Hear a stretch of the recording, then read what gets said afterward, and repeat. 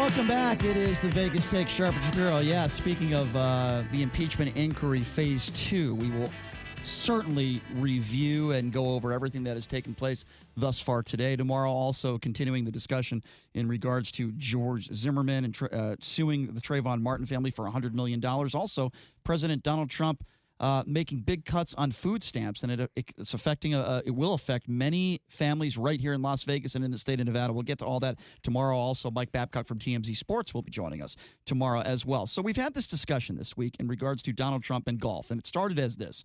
Trump has spent over $115 million on golf trips. That is up to 287 years of his presidential salary, which he likes to brag about that he didn't accept. Okay, 3 years, $115 million. This is the same president for years who went on tangents about Barack Obama's golf. He's played about 8 times more golf than Barack Obama in only 3 years. Keep in mind, Barack Obama was the president for 8 years. Yes. So we had that discussion for a little bit, me and JD. We've talked about this over the week. And the point I try to make about people who play golf is this. The way you play golf on the course is usually the way you live your life. And here's what I mean by that. Many of people that I've spoken to, I shouldn't say many, but several people that I've spoken to that have had the luxury of playing golf with Donald Trump say that he has cheated on the golf course. Cheating meaning hitting extra balls, not keeping his score correctly, lying with his scorecard, okay? A cheater on the golf course is usually a cheater off the golf course. Clearly that's the way Donald Trump has lived his life as a cheater, certainly in his romantic life. And then not abiding by the rules. What I mean by that is, an example. Donald Trump uses a golf cart where he goes, and instead of parking on the side of a golf green or where you're supposed to park, he parks his golf cart in many occasions. There's video of this everywhere, literally right on top of where the green is, on the fringe, and in some cases even on the green. You're not abiding by the rules, golf etiquette, and there's a reason why they have those rules in place, because it can ruin the golf course. It ruins the golf green. So I got into this debate with JD, and JD, I don't want to put words in your mouth, but you seem to think because Donald Trump owns the golf course, he has the right to do whatever he wants to. Please explain. Yes, if you own something, you can do whatever you want to it. If he wants to destroy his own greens, if he wants to do cookies on his own green, that's fine. But there will be repercussions, most likely, because there's members there. And if they don't want to golf, they can go golf elsewhere, as the very, very eloquent and esteemed Gary Stein, Jason Stein, our producer's father, had just recently sent him an email. Well, we put out a poll, and then, Chris, I want to get your thoughts on this. We put out a poll on the Vegas Take Twitter page. It says, if you own the golf course, can you do whatever you want, or no, you can't? No, you can't got close to 70% of the votes. Do whatever you want, around 30% of the votes. So the majority of our listeners do agree with me. Chris, what do you say to this? Okay, so I have to say, after listening to the very intriguing banter back and forth between JD and Brian the last couple days on this subject, the first thing that came to my mind, and I'm sure it came to the minds of all of our listeners, as well as Campaign, as well as Stein, and as well as Johnny, okay? When I heard this banter back and forth between you two on this subject, this is immediately what I thought of. Mr. Madison, what you just said is one of the most insanely idiotic things I have ever heard. At no point in your rambling, incoherent response were you even close to anything that could be considered a rational thought. Everyone in this room is now dumber for having listened to it. I award you no points, and may God have mercy on your soul. Okay, JD. Okay, but basically, now here's the deal. Here's the deal. Now let me premise this by saying this. That was a little aggressive, JD, Chris. you are absolutely right when you say if you own something, you can do whatever you want. Maybe let me finish. Maybe if I had just pulled my pants down and farted into the microphone for 23 seconds, that would make sense. I'm sorry, but as a listener, I had to. It's just very, very simple. If you own something, you can do what you want to because it is your property. Now let me respond to that. If you own a car, can you set it on fire in public? No. But if you own a golf course, you can do cookies. You could take I don't even know, a McLaren and go from the tee box and drive as fast as you can to the green and just destroy it doing 150 miles an hour. It doesn't make a difference because you own it. Is it an intelligent decision? Of course not. It's a horrible decision. It's a bad business decision unless you just have a golf course that you don't have any members at. All right, we'll see if anybody. All right, so look, I need to respond to this. I need to make one quick statement. I will give you plenty of time. I'm actually not done. It's like having a house. Okay. If you own a house, Well, I mean, Yes. after that, ridiculous audio, That's what I which thought. was a bit over the top. Maybe had I, I didn't say it. It was a movie clip from Billy Madison. Maybe had I talked into the microphone and said a couple of words in 10 different languages for 3 minutes that made absolutely zero sense whatsoever, and then followed it up by some over the top onomatopoeia, that would make some sense. But in this case, if I owned a I think house, you pissed JD off. right? If I obviously did. No, I'm not mad at all. But if I own a house, I could take a sledgehammer and smash my house 100%. all I want. Because it's my house, it's my property, and I don't see how that's hard to comprehend and or understand. Well, it's not about comprehension. It's just the conversation went from the point that Brian was making regarding Donald Trump and regarding any golfer that cheats, how it can lead into how you handle the rest of your life. And then you turn the table. Well, you gotta let me finish. So you turn the table and say, "Oh yeah, you own something. You have the right to destroy it if you want, or do whatever you want with it." Well, by that rationale, I own. Let's take for example, I own an amusement park. Okay. And I decided 2:00 in the morning, me and 10 of my hoodlum buddies, we're gonna get drunk and we're gonna go destroy the roller coasters. We're gonna destroy the rides and destroy everything. All the shit. All the. You gotta let me finish. Okay. And we destroy everything in there. Okay. And yes, it's not a great business decision. And you made the point, you also made the point that, if the guests don't like it, they can just leave and go to another club. That kind of defeats the purpose of your argument. You're running a business, right? They can the stop whole paying point their is fees to if they add want people to your club, not make and I will people say, leave. Chris, I don't really understand the rationale as to why you would make that point. If you owned Wally's World or Wynn's World, we'll call it Wynn's World. Yes, my amusement park that I went and just destroyed all the roller coasters. And you wanted to destroy the rides, and Yes. and you tried to get insurance money for it. And people say they don't want to go to that. That would place. be insurance fraud. Okay, can I put in So my you couldn't 2 do cents something here? like that. No, actually, you're split. I wanted. But you're getting in the weeds about other things. We're talking about a basic I point. wanted to sing a Christmas song, and I wanted to go on a 20-second rant and sound like a Tibetan monk, because that would actually justify the audio that you just played, Chris. No, look, the point that the general point, I guess, that you're making, that if you own something, you can destroy it, I guess that would be true, right? But there has to be a method to the madness, a reason why you're making that argument, JD.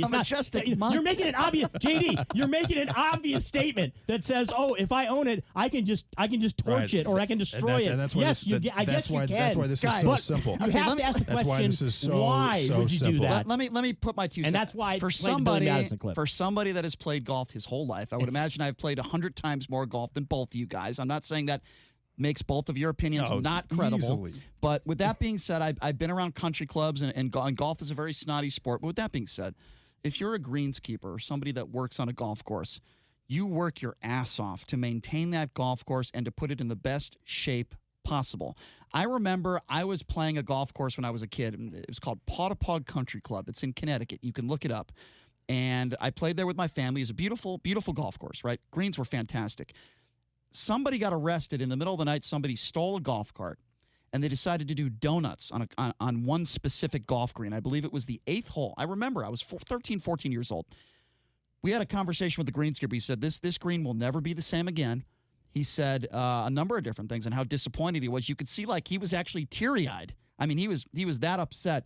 This is their livelihood. This is what they do. And the fact that you would defend and think it's okay for somebody just because they own a golf course to not abide by the rules that all the other members have to abide by, to me, is ridiculous. That's my opinion. I didn't say it was okay. I said you can do what you want to do because you own it. Will there be repercussions? Most likely. Now, that being said, assuming you're paying this greenskeeper, they're going to get paid more to do their job. Not true. But full disclosure, JD, you did say also that if the guests don't like it, they can just leave, which would insinuate they can go to a different course. That line of thinking would be it'd be okay for Trump to take that route to destroy stuff. And I'll open up the phone lines on this. It'd be like us having our own little site and charging $20 a month to listen to us talk. Listen, I'll open up, and then I go on the last day of the month and I say, hey, and everyone who listens to our show, you are whatever, and I just go on a tirade, a complete, just insulting everybody. Is that a smart decision? Of course not. But I can do it because I own what I own. Let me open up the phone lines on this. What do you guys think about this? Do you think that the way you treat a golf course or the way you abide by the rules or don't abide by the rules on a golf course, it's pretty much exemplifies how you live your life?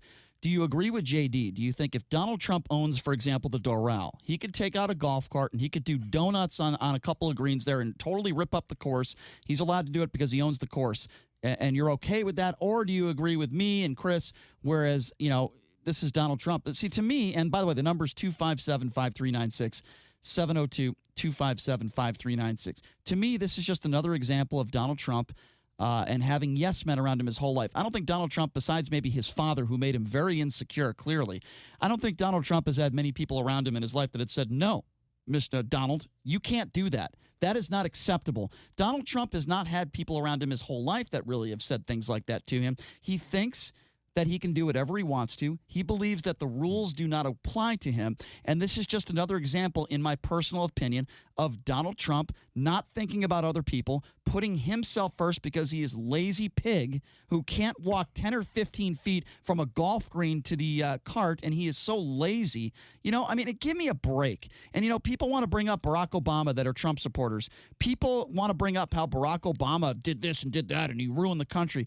Can you please show me a clip where where Barack Obama is driving his golf cart on a green? Can you please show me a clip like that where Barack Obama complained about other presidents playing too much golf? Because, by the way, that is what Donald Trump did for years, including even when he became president. He said it, quote, I'm going to be so busy, I'm not even going to have enough time to play golf. The guy has cost taxpayers $115 million. And guess what? Part of that money is going in Trump's pocket. You know how? Because when he plays his own golf courses, all the security and the people that are around him are eating meals at his golf courses. They're staying at his hotels. Capitalism. No, that is not capitalism. That is abuse of power. No, it's not. And when you're the president, that is the definition of capitalism. Absolutely not. And when you are the president of the United States, you are not allowed to make money off of your presidency, and that is exactly what the president is doing. You're wrong, JD. That is making money while you sleep, my friend. All right. And by the way, it has been established, right, guys, that Donald Trump does cheat in the golf course, because I believe, Brian, you did interview Oscar De La Hoya, and Oscar De La Hoya pointed out that he has cheated on the golf course with him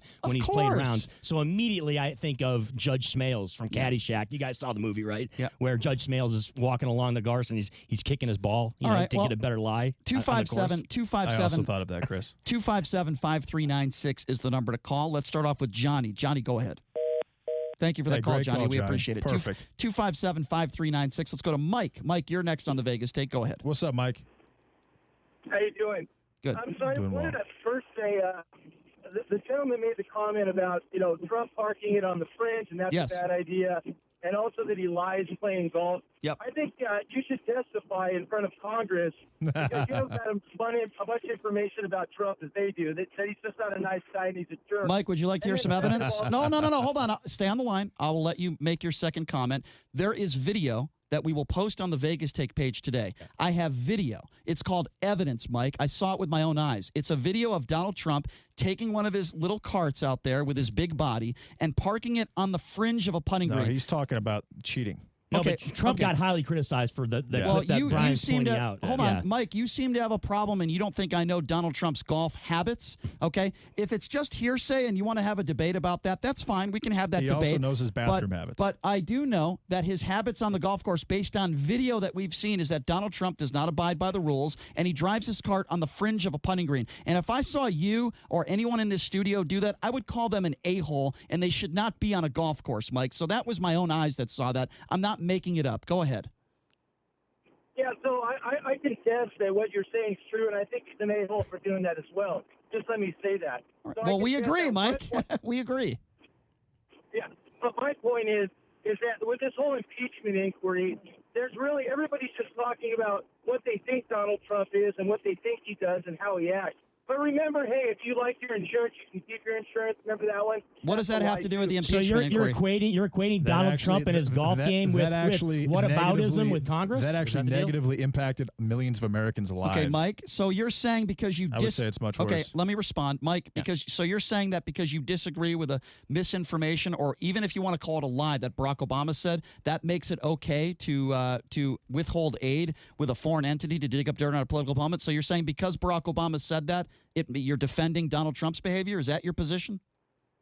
No, absolutely not. First of all, Zelensky said that he didn't have any knowledge of the withholding. No quid pro quo, et cetera, et cetera. So there's not one person that knew that he was holding the aid back. Okay, yeah, Not true. Not true. Zelensky's a real authority when it comes to the United States and how we feel about the impeachment process. Let me ask you yeah. a question, Mike. What about Sondland and his testimony and meeting with Rudy Giuliani, Donald Trump's personal attorney? What about Purple Heart recipients? What about Vindman, someone who has shrapnel in his body that served this country honorably and risked his life? You want to discount their testimony too?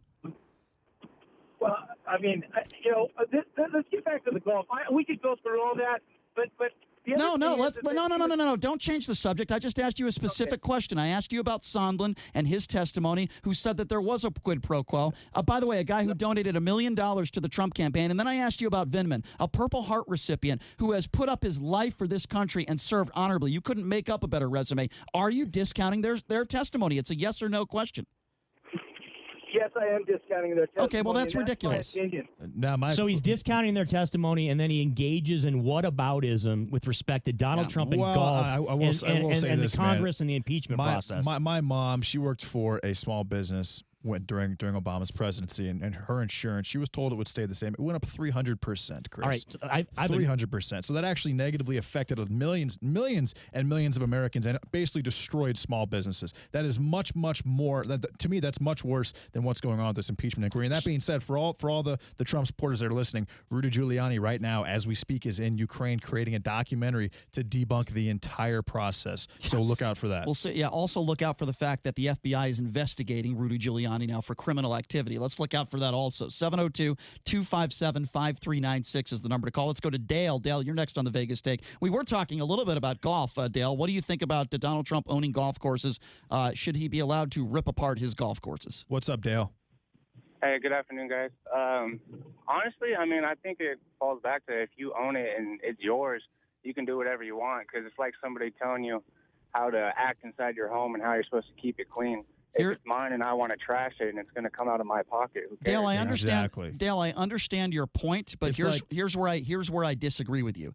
In your home, you don't have thousands of members or hundreds of members that spend a lot of money to use your home. These are guests that you invite that come into your home. You're not charging them to come into your home. When you own a golf course, you don't have employees, you said, greenskeepers. You don't have employees. Well, I mean, go ahead. Yeah, no, I see what you mean. You have a point there, but I mean, I guess a better example would be it's kind of how my boss treats his business, and even though I manage everything, he'll come in and he'll do whatever he wants, and it'll completely mess up the Dale, system. I'm not saying he's That breaking goes the law. without saying, though. That's It'll all the time. create more work for us, but we can't complain about it. We just got to do it. Right, that's because he wants to maintain control. Listen, and Dale, his idea is the best idea. Dale, I appreciate your opinion. I just think we disagree a little bit there, but thanks, Dale. But I appreciate the phone call. Now here's the issue, Brian. You're making it seem like he just dropped a nuclear bomb on a golf course, and everybody has no job, or that he's. It doesn't matter or that he's continually going on his green and doing cookies, and then he invites Rudy Giuliani, and he gets a golf course, and he goes on the green and he does cookies himself, and then someone else follows, and then Donald Trump Jr. goes on the same green and does cookies, and it's a giant crater in the middle of the green. He just drove his golf cart. This 73-year-old man just drove his golf cart up to the green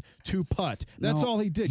You're blowing it way out of proportion. It doesn't matter if he destroys one green, JD, or 18 greens. It's the whole point of the conversation we're talking about here. Did he even destroy any greens? Let's take some more phone calls. 702-257-5396. Let's go to Linda. Linda, you're next. Thanks for calling in. What do you think about this? What's up, Linda? Hey, I just want to say two things. I agree with JD about the golf course. I mean, I don't think it was that big of a deal. But also, when you say about people go to he's profiting off of everybody eating in his restaurants and so on and so forth. So I'm going to say Steve Wynn, for example. I know he was in all this trouble, but if he was having a bunch of people come to Las Vegas, would he say, hey, okay, there's a big group coming, but let's all go across the street to Caesar's Palace? I mean, don't patronize my place because I'll make money and I'll profit off of Okay, that. Linda, that's a fair question. Here's my response to that. If he is not the president of the United States, he has every right in the world to profit off of his golf courses. Here's the difference. As the president of the United States, having presidential meetings, inviting world leaders, having those people play at choosing his places of business is an abuse of power because he is taking advantage of his office and profiting off the fact that he can make business off of the presidency. Linda, It's the emoluments clause, right? It's the emoluments clause. I will say this, about. Brian. Before he became president, he had to give up ownership in these entities. No, he didn't. Yes, he did. He didn't do it, though. Yes, he did. Yes, he President did. Trump has never done it. Trust me, he did. If he didn't, He did not. It's If not The true. Trump family still Let's controls let Linda- everything. No, I'm saying Linda- I'm saying Donald Trump himself does not have a controlling interest in his entities anymore. Let's let That's Linda, neither here nor there, though. The no, Trump his- organization let's still let operates Linda- all of that. But the way that the law is written, he is not personally benefiting from it. Let's His let Linda family respond. Is. That's why it's okay. Linda, respond to what I just said. Do you understand where I'm coming from? Well, I do, but I still think no matter what, I know how you can't stand Trump because I called before, plus I hear you all the time.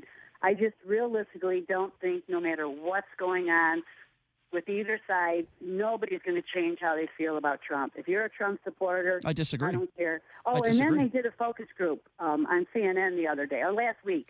And then you talked about the shooting, he could shoot somebody. Yes.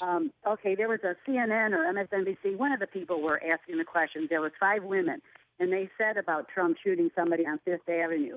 Well, the woman replied. Her reply was, "Well, what did he shoot them for?"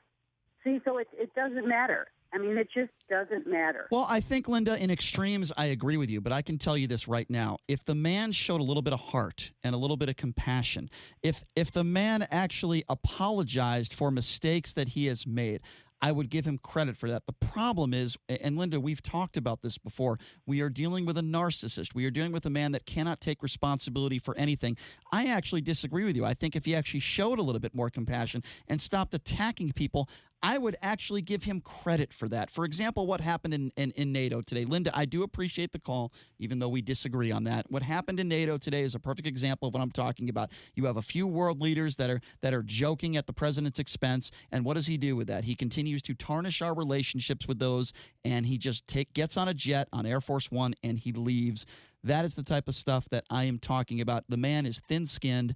And, we need somebody up there, a president. And I'm not saying Joe Biden is the guy, by the way. I would never say that. We only got about 30 seconds. Well, it's not just world leaders, right, Brian and JD? It's anybody that criticizes him, whether it's across the span of social media. Anyway, it doesn't matter how important or not important the person is. He'll snap back at you. Chris, always good to have you here. Thank you very much. Me and JD are very happy with our new website, which is thevegastake.com. We're very, very happy with that. Please check it out. Also, our YouTube page. And we've got to go, folks. We've got a 21-hour break. We'll be back at you tomorrow. We will be talking about George Zimmerman. We'll be talking about phase 2 of the impeachment hearing. That and much, much more. Have a great afternoon, folks. Sean Hannity coming up next.